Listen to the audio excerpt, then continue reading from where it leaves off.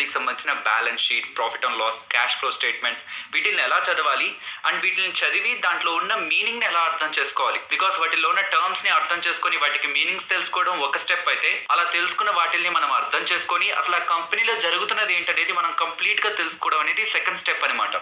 So డైరెక్ట్గా balance షీట్లోకి తీసుకువెళ్ళిపోయి ఒక్కొక్క దానికి ఒక మీనింగ్ ఇది, సో దీన్ని మీరు ఇలా అర్థం చేసుకోవాలని చెప్తే మీకు వాటి మీనింగ్స్ తెలుస్తాయేమో, కానీ అలా వాటిని తెలుసుకొని మీరు ఎందులో ఉపయోగించాలి, అసలు మీరు దాన్ని ఎలా అర్థం చేసుకోవాలనేది ఒక కోర్ ఎసెన్స్ని మిస్ అయిపోతారనమాట. కాబట్టి ఈ వీడియోలో అసలు ఒక బ్యాలెన్స్ షీట్ని, ఒక ప్రాఫిట్ అండ్ లాస్ని అండ్ ఒక క్యాష్ ఫ్లో స్టేట్మెంట్ని అసలు మీరు ఎందుకు చూడాలి. సో కేవలం ఫైనాన్షియల్ స్టేట్మెంట్స్ అయినా ఇంకేదైనా ఇతర ఫ్యాక్టర్స్ ఉన్నాయా మనం ఫోకస్ చేయాల్సినవి, అవన్నీ కూడా నేను ఈ వీడియోలో మీకు ఎక్స్ప్లెయిన్ చేస్తాను. ఫ్రెండ్స్, మన ఛానల్కి ఎవరైనా కొత్తగా వచ్చి ఈ వీడియోని చూస్తున్నట్లయితే ఇది basics to balance sheet B2B సిరీస్లో ఒక భాగం అనమాట. మన ఛానల్లో స్టాక్ మార్కెట్కి సంబంధించిన బేసిక్స్, ఫండమెంటల్ అనాలిసిస్ రిలేటెడ్గా ఆల్రెడీ ఛానల్లో ఇంపార్టెంట్ వీడియోస్ అన్ని కూడా అప్లోడ్ అయ్యాయి. మొదట బ్యాలెన్స్ షీట్ ఒక ఎసెన్స్ ఏంటో తెలుసుకునే ప్రయత్నం చేద్దాం. అసలు బ్యాలెన్స్ షీట్ని మనం ఎందుకు చూడాలి అండ్ అసలు బ్యాలెన్స్ షీట్ చూడక ముందు, చూసిన తర్వాత మన ఒపీనియన్లో ఎలాంటి చేంజ్ రావడానికి పాసిబిలిటీ ఉంది అది తెలుసుకునే ప్రయత్నం చేద్దాం. బ్యాలెన్స్ షీట్ దగ్గర అసెట్స్ అని కనిపిస్తూ ఉంటుంది, అలాగే లయబిలిటీస్ అని కనిపిస్తూ ఉంటుంది. అండ్ అసెట్ కింద ఓన్, అలాగే లయబిలిటీస్ కింద డ్యూ అని ఉంటుంది. ఫ్రెండ్స్, సపోజ్ ఇప్పుడు నేను మీకు 100 రూపీస్ ఇచ్చాను అనుకోండి, విత్ ఇంట్రెస్ట్ మీరు ఓవర్ ఏ పీరియడ్ ఆఫ్ టైంలో 100 రూపీస్ నాకు విత్ ఇంట్రెస్ట్తో పే చేస్తారంటే, నేను మీకు ఇచ్చిన 100 రూపీస్ ద్వారా నేను ఇంట్రెస్ట్ని గెయిన్ చేస్తున్నాను కాబట్టి, లాభపడుతున్నాను కాబట్టి ఆ 100 రూపీస్ నాకు అసెట్ అవుతుంది అనమాట. అంటే అది నా ఆస్తి అవుతుంది. కానీ మీరు నా దగ్గర నుంచి అప్పుగా కదా తీసుకున్నారు, వడ్డీతో పాటు నాకు పే చేస్తానని కదా మీరు చెప్పారు. కాబట్టి మీరు తీసుకున్న 100 రూపీస్ మీకు లయబిలిటీ అవుతుందన్నమాట. బికాస్ ఆ 100 రూపీస్ మీది కాదు, విత్ ఇన్ ఏ టైం మీరు నాకు అది పే చేయాలి. ఈ ఎగ్జాంపుల్ బ్యాంక్స్కి సంబంధించి పర్ఫెక్ట్గా ఉంటుంది. కాకపోతే ఇతర సెక్టార్కి సంబంధించిన కంపెనీస్ ఉంటాయి కదా, వాటన్నిటి రిలేటెడ్గా సింపుల్గా మాట్లాడుకోవాలంటే ఒక కంపెనీకి సంబంధించిన ఆస్తులు ఎంత ఉంది, ఒక కంపెనీకి సంబంధించిన అప్పులు ఎంత ఉన్నాయి, వీటిని అనాలిసిస్ చేస్తే మనకు ఆ కంపెనీకి సంబంధించిన వాల్యూ అర్థమవుతుంది అనమాట. ఇది ఫర్దర్గా సింప్లిఫై చేయడం కోసం మనం అజయ్ అనే అతన్ని తీసుకుందాం. సో అజయ్ లైఫ్ స్టైల్ చూస్తున్న ఎవరికైనా సరే తను ఒక రిచ్ అనిపిస్తుంది అనమాట. బికాస్ తనకు సంబంధించిన ఇల్లు కానివ్వండి, కార్ కానివ్వండి, బ్యాంక్ బ్యాలెన్సెస్ అండ్ తనకు సంబంధించిన గోల్డ్, ల్యాండ్ ఇన్వెస్ట్మెంట్స్ అండ్ తనకున్న కంపెనీస్ అండ్ తను ఇన్వెస్ట్మెంట్ చేసిన కంపెనీస్ ఇవన్నీ కూడా కోట్లల్లో ఉన్నాయనేలాగా తన నెట్వర్త్ అయితే మనకి బయటకు కనిపిస్తూ ఉంటుంది. న్యూస్ ఛానల్ కి సంబంధించిన రిపోర్టర్ అజయ్ ఆస్తులు రిలేటెడ్ గా కొంత డీప్ అనాలిసిస్ చేస్తే ఆ రిపోర్టర్ కి అర్థమైంది తను ఉంటున్న ఇల్లుని బ్యాంక్ దగ్గర పెట్టి అప్పు తీసుకున్నారని, అంత రీసెంట్ గా కొన్న కార్ల రిలేటెడ్ గా తను ఇంకా ఈఎంఐ పేమెంట్స్ బ్యాంక్స్ కి చెల్లిస్తున్నారని, బ్యాంక్ లో తనకున్న డిపాజిట్స్ ఆర్ గోల్డ్ ఇలాంటి క్యాష్ ఆర్ క్యాష్ ఈక్వివలెంట్స్ కంటే కూడా, అంటే ఈ డబ్బు బంగారం కంటే కూడా తను బయట చేసిన అప్పులే ఎక్కువగా ఉన్నాయని, తను ఏ కంపెనీలో అయితే స్టార్ట్ చేసి దాని రిలేటెడ్ గా వాటాని హోల్డ్ చేస్తున్నారో అండ్ తను ఏ కంపెనీలో అయితే ఇన్వెస్ట్మెంట్ చేసి ఆ వాటాని హోల్డ్ చేస్తున్నారో ఆ మొత్తం వాటాని కూడా బ్యాంక్స్ దగ్గర తాకట్టు పెట్టి ఆ వచ్చిన డబ్బులతో చేసిన బిజినెస్ లో నష్టపోయారని, కేవలం డిజిటల్ మీడియాలో మాత్రమే లైక్ ఇమేజెస్ ఆర్ వీడియోస్ లో మాత్రమే తనకు సంబంధించిన లగ్జరీ కనిపిస్తుంది. బట్ ఇన్ రియాలిటీ అజయ్కి సంబంధించిన ఆస్తుల కంటే అప్పులే ఎక్కువగా ఉన్నాయని మీకు అర్థమైంది అనుకోండి. ఫైనల్ గా తనకున్న ఆస్తులన్నింటినీ అమ్మేసినా అప్పులే తీరవని తెలిసింది అనుకోండి, మనం అజయ్ లాంటి పొజిషన్ కు వెళ్ళాలనుకుంటామా? అస్సలు కాదు కదా. కంపెనీస్ పరిస్థితి కూడా ఇదే అనమాట. బయట మనకు పెద్ద పెద్ద స్టోర్స్ కనిపిస్తుంటాయి, వాళ్ళకి సంబంధించిన పెద్ద పెద్ద బిల్డింగ్స్ కనిపిస్తుంటాయి, వాళ్ళకి సంబంధించిన ఎంప్లాయీస్ కనిపిస్తుంటారు, వాళ్ళకి సంబంధించిన వెహికల్స్ కనిపిస్తూ ఉంటాయి. మరి ఇవన్నీ ఉన్నప్పుడు ఆ కంపెనీ ఎక్కడికి వెళ్ళిపోతుంది? ఇప్పుడు కాకపోయినా ఏదో ఒక టైంలో గ్రో అవుతుంది. సో ఇలాంటి చిన్న చిన్న స్టేట్మెంట్స్ ని పట్టుకొని మనం ఒక కంపెనీలో పెద్ద మొత్తంలో ఇన్వెస్ట్మెంట్ చేయకూడదు అనమాట. ఏదో ఎగ్జాంపుల్ తీసుకొని చెప్తున్నారు, కానీ నిజంగా ఒక పర్సన్ కి సంబంధించి ఇంత ఆస్తులు ఉంటే తన ఆస్తుల కంటే అప్పులు ఎలా ఎక్కువైపోతాయంటే, సో ఎవరిని తక్కువ చేయాలని కాదు ఫ్రెండ్స్. ఇక్కడ నుంచి కొన్ని సంవత్సరాల క్రితం భారతదేశంలో అత్యంత ధనవంతుల జాబితాలో అనిల్ అంబానీ గారు కూడా ఉండేవాళ్ళు. సెప్టెంబర్ 2020లో బ్రిటన్ కోర్టులో తను చెప్పింది ఇదే అనమాట. నా కేసులను వాదించడానికి పెట్టుకున్న లాయర్స్ కూడా ఉన్న బంగారాన్ని అమ్మే పే చేస్తున్నాను, నా ఖర్చులకు కూడా నేను నా వైఫ్ అండ్ ఫ్యామిలీ దగ్గర నుంచే తీసుకుంటున్నాను, ఇది నా ఫైనాన్షియల్ కండిషన్ అని అనిల్ అంబానీ గారు చెప్పే ప్రయత్నం చేశారు. కేవలం అనిల్ అంబానీయే కాదు, 2013లో వాళ్ళ డాటర్ పెళ్లి చేయడానికి 500 crores దగ్గరగా ఖర్చు పెట్టిన ప్రమోద్ మిట్టల్ గారు కూడా నా రోజువారీ ఖర్చులకు కూడా నేను నా వైఫ్ దగ్గర నుంచే తీసుకుంటున్నానని కూడా తన కోర్టులో స్టేట్మెంట్స్ అయితే చేశారు. కాబట్టి ఒక కంపెనీని మనం అనాలిసిస్ చేస్తున్నప్పుడు ఆ కంపెనీకి సంబంధించినవి ఏంటి, ఆ కంపెనీ ఓన్ చేసుకున్నవి ఏంటి అండ్ ఆ కంపెనీ ఎవరెవరికి ఎంత పే చేయాలి, ఎవరెవరికి ఎంత డ్యూ ఉంది అది తెలుసుకోవడం అనేది చాలా ఇంపార్టెంట్. బట్ ఇక్కడ ఒక లాజిక్ ఉంది ఫ్రెండ్స్. బ్యాలెన్స్ షీట్ లో ఎప్పుడు అసెట్స్ అండ్ లయబిలిటీస్ మ్యాచ్ అవుతూ ఉంటాయి. దీని వెనకున్న లాజిక్ ని కూడా నేను మీకు ఎక్స్ప్లెయిన్ చేస్తాను. But in simple terms balance sheet ని మనం అనాలిసిస్ చేస్తున్నాం అంటే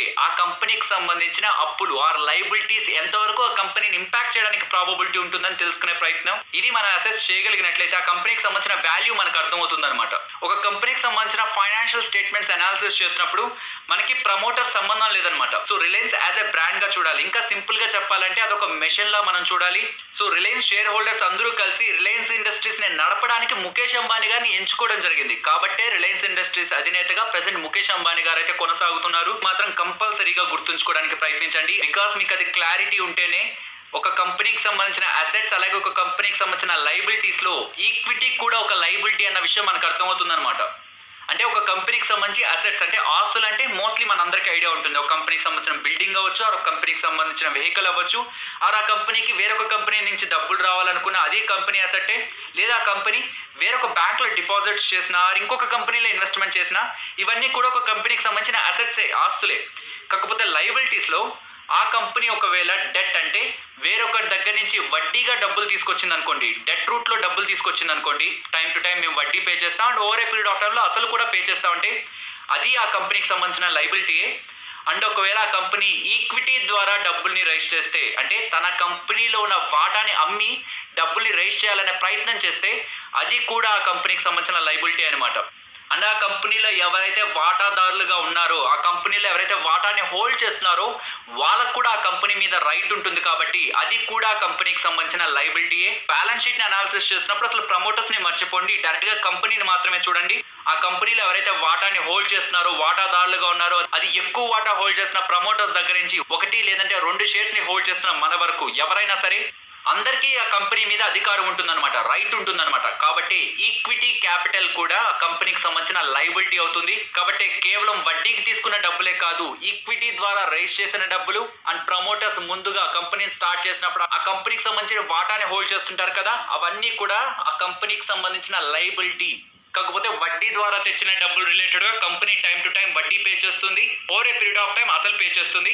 ఈక్విటీ ద్వారా ఎవరైతే ఆ కంపెనీలో పెట్టుబడి చేశారో కంపెనీకి సంబంధించి అది లైబిలిటీయే. కాబట్టి వచ్చిన ప్రాఫిట్స్ రిలేటెడ్ గా వాళ్ళకి రైట్ ఉంటుందన్నమాట. అంతేకాని ఈక్విటీ ద్వారా డబ్బులు పెట్టిన వాళ్ళకి టైం టు టైం ఇంట్రెస్ట్ రాదు, అలాగే ఓవర్ ఏ పీరియడ్ ఆఫ్ టైంలో వాళ్ళు ఎంతైతే ఇన్వెస్ట్ చేశారో దాని రిలేటెడ్ గా అసలు కూడా రాదు. వాళ్ళు వడ్డీ కంటే కూడా over a period of time ఆ కంపెనీలో మంచి గ్రోత్ ఉంటుందని ఇన్వెస్ట్మెంట్ ని ఈక్విటీ రూట్ లో చేస్తుంటారనమాట. సో మనీ కంట్రోల్ లోనే బ్యాలెన్స్ షీట్ ని మీరు గమనిస్తే ఈక్విటీస్ అండ్ లయబిలిటీస్ అని ఒకే సెక్షన్ కనిపిస్తుంది అనమాట. బికాస్ ఈక్విటీ అంటే కంపెనీలో ఉన్న వాటా కంపెనీకి సంబంధించి లయబిలిటీ కాబట్టి ఆ కంపెనీలో ఎవరైతే వాటాని హోల్డ్ చేస్తున్నారో ఆ వాటా కంపెనీ సైడ్ నుంచి చూస్తే కంపెనీకి లయబిలిటీ అవుతుంది. అలాగే ఆ కంపెనీ ఎవరి దగ్గర నుంచి అయితే అప్పుగా డబ్బులు తెచ్చుంటుందో ఆ అప్పుకి వడ్డీ కట్టాలి and over a period of టైంలో అసలు కట్టాలి. కాబట్టి అవన్నీ కూడా కంపెనీకి లయబిలిటీసే అవుతాయి. అండ్ ఆ లయబిలిటీస్ లో కూడా డిఫరెంట్ టైప్స్ ఆఫ్ లయబిలిటీస్ ఉంటాయి ఫ్రెండ్స్. వాటిని బ్యాలెన్స్ షీట్ రిలేటెడ్ గా చేసే డెడికేటెడ్ వీడియోలో నేను మీకు క్లియర్ గా ఎక్స్ప్లెయిన్ చేస్తాను. అలాగే ఆ కంపెనీకి సంబంధించిన అసెట్స్ ఏంటి అంటే బ్యాలెన్స్ షీట్ లో మనం చూస్తున్నప్పుడు మనకు కనిపించే different type of assets and ఇతర టర్మినాలజీస్ అన్నిటిని కూడా బ్యాలెన్స్ షీట్ వీడియోలో నేను మీకు క్లియర్ గా విత్ ఎగ్జాంపుల్స్ తో ఎక్స్ప్లెయిన్ చేస్తాను. సో బ్యాలెన్స్ షీట్ ద్వారా మనం ఏం అర్థం చేసుకోవచ్చు, బయటికి మనకి ఏదైతే కంపెనీ రిలేటెడ్ గా కనిపిస్తూ ఉంటాయో అంటే ఆ కంపెనీకి సంబంధించిన ఆస్తుల్ని ఆ కంపెనీ కట్టాల్సిన అప్పులతో కంపేర్ చేస్తే ఆ కంపెనీకి సంబంధించిన వాల్యూ అర్థమవుతుంది అనమాట. ఇక్కడ మనకి అజయ్కి సంబంధించిన వాల్యూ అర్థమైనట్టు. ఫర్ ఎగ్జాంపుల్ కంపెనీ 2008 లో స్టార్ట్ అయింది అనుకోండి, ప్రెసెంట్ 2020లో కంపెనీ వాళ్ళ యాన్యువల్ రిపోర్ట్ లో మీరు బ్యాలెన్స్ షీట్ ని చదువుతుంటే మీరు చూస్తున్నది 2020కి సంబంధించిన బ్యాలెన్స్ షీట్ అయినా సరే ఆ నెంబర్స్ అన్ని 2020లో వచ్చినవి కాదనమాట. 2008 నుంచి 2008, 2009 over a period of time ఈ ఇయర్స్ అన్నిట్లో కూడా ఇన్ని ఇయర్స్ లో కంపెనీ సంపాదించుకున్న ఆస్తులు అండ్ ఆ కంపెనీ ఎవరికైతే డ్యూ ఉందో ఆ లయబిలిటీస్ అవన్నీ కూడా మీకు ఆ బ్యాలెన్స్ షీట్ లో కనిపిస్తాయి. కాబట్టి దాన్ని తెలుసుకోవడం కారణంగా ప్రెసెంట్ కంపెనీ వాల్యూ ఏంటనేది మీకు అర్థమవుతుంది. Next profit and loss statement గురించి మాట్లాడుకోవాలి. ఈ టాపిక్ రిలేటెడ్ గా మన ఛానల్లో ఆల్రెడీ ఒక డెడికేటెడ్ వీడియో ఉంది, అది నేను మీకు కామెంట్ సెక్షన్ లో మొదటి వీడియోగా పిన్ చేస్తాను. మీ ఫ్రీ టైంలో ఒకసారి గమనించండి. లేదు ఇంకొక different type of approach and dedicated video కావాలనుకున్నా ఒకసారి కామెంట్ సెక్షన్ లో మెన్షన్ చేయండి. మనకి ఇన్కమ్ ఎక్కువగా వస్తూ ఎక్స్పెన్సెస్ తక్కువగా అవుతున్నాయి అనుకోండి, మనకి డబ్బులు మిగులుతుంది కదా. అలా కాకుండా మనకు వచ్చే ఇన్కమ్ కంటే కూడా ఎక్స్పెన్సెస్ చాలా ఎక్కువగా ఉన్నాయనుకోండి, ఖచ్చితంగా అప్పులు పాలవ్వాల్సి వస్తుంది. కాబట్టి ఒక కంపెనీకి టైం టు టైం ఇన్కమ్ ఎంత వస్తుంది, ఆ ఇన్కమ్ లోంచి కంపెనీ ఎక్స్పెన్స్ ఎంత చేస్తుంది అండ్ ఓవరాల్ గా కంపెనీ ప్రాఫిట్ లో ఉందా లాస్ లో ఉందా అనేది టైం టు టైం మనం గమనిస్తూ రావచ్చు అనమాట. ఇన్ జనరల్ గా ఎవరికైనా జాబ్ వచ్చిందంటే సో జాబ్ రిలేటెడ్ గా చూస్తే yearly package or else monthly ఇంత శాలరీ ఉంటుందని మనకు అర్థమవుతుంది. కాకపోతే కంపెనీస్ రిలేటెడ్ గా ఏంటంటే వాళ్ళు 3 మంత్స్కి ఒకసారి మనకి రిజల్ట్స్ పోస్ట్ చేస్తారనమాట. సో 3 మంత్స్కి మనకి రిజల్ట్స్ పోస్ట్ చేస్తూ టోటల్ ఇయర్ లో మనకి 4 టైమ్స్ ఒక కంపెనీ రిజల్ట్స్ అయితే పోస్ట్ చేస్తుంది. సో దాన్ని మనం క్వార్టర్లీ రిజల్ట్స్ అంటాం ఫ్రెండ్స్. ఓకే, సో పోస్ట్ చేసే ప్రతి క్వార్టర్లీ రిజల్ట్స్ లో కూడా ప్రీవియస్ గా ఉన్న 3 మంత్స్ లో ఆ కంపెనీ ఒక పర్ఫార్మెన్స్ ఏంటనేది ఆ company profit and loss statement ద్వారా చెప్పే ప్రయత్నం చేస్తుంది. లైక్ ఆ 3 మంత్స్ లో ఆ కంపెనీ ఎంత సంపాదించింది అండ్ ఎంత ఎక్స్పెన్సెస్ కి వెళ్ళింది అండ్ ఎంత ట్యాక్స్ పే చేసింది అండ్ ఇంకొన్ని మెటీరియల్ థింగ్స్ కి ఎంత స్పెండ్ చేసింది, ఇవన్నీ చెప్తూ ఫైనల్ గా ప్రాఫిట్ ఉందా లాస్ ఉందా అండ్ ఫ్యూచర్ లో వాళ్ళ బిజినెస్ ఎలా ఉంటుంది అనేది కూడా రిజల్ట్స్ లో కంపెనీ మేనేజ్మెంట్ ఎక్స్ప్లెయిన్ చేయడానికి ప్రయత్నిస్తారు. ఇది ఒక సింపుల్ ఎగ్జాంపుల్ తో చూద్దాం. ఒకరు హోటల్ రన్ చేస్తున్నారు అనుకోండి. ఆ హోటల్ రన్ చేస్తున్న కారణంగా ఆ మంత్ ఒకవేళ ఆ హోటల్ వాళ్ళు 10 లక్షల రూపాయలు సంపాదించారు, 10 lakhs సంపాదించారు అనుకుంటే ఆ 10 lakhs వాళ్ళ ప్రాఫిట్ అయిపోదు కదా.